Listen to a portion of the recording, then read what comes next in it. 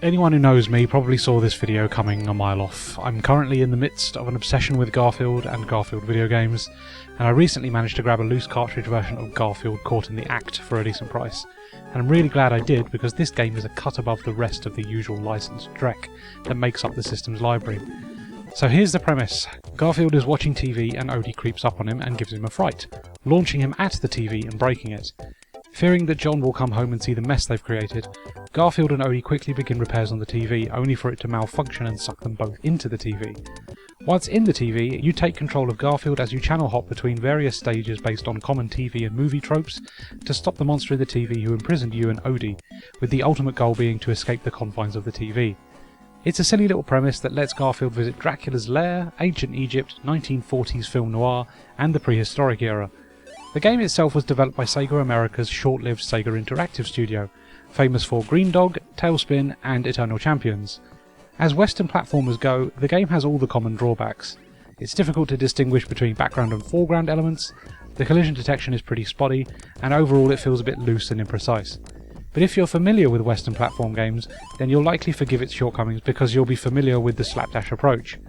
It's weird to describe, but Western platformers have a weird charm all of their own, and it's basically down to how strange they feel.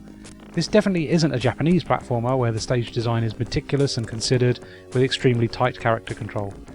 Where the game really excels is in its presentation. Garfield and company are all animated beautifully. Each sprite is wonderfully drawn with many frames of animation, and it all looks brilliantly fluid and polished.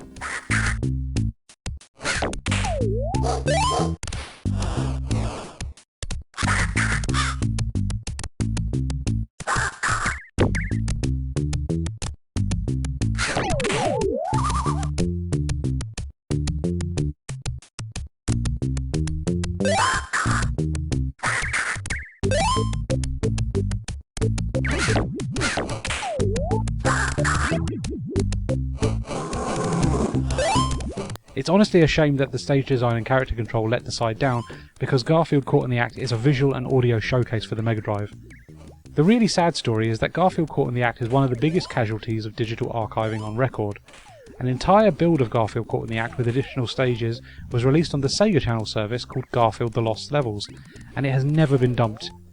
This version of the game featured an additional snow stage called Bonehead the Barbarian, a Robin Hood stage called Slobbin Hood, a space stage called Alien Landscape, and a stage set in Rome. The Casablanca stage was also set to be expanded with a train sequence as well.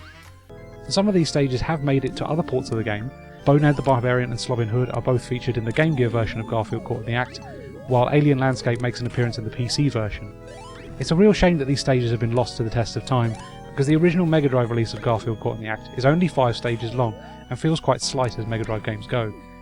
But don't let that discourage you, because if you're a fan of the character and you can put up with some weirdo idiosyncrasies of Western platform game design, it's a beautiful game with a lovely presentation that does the franchise proud. Fingers crossed some archivist stumbles across the lost levels one day. That would certainly be an exciting discovery.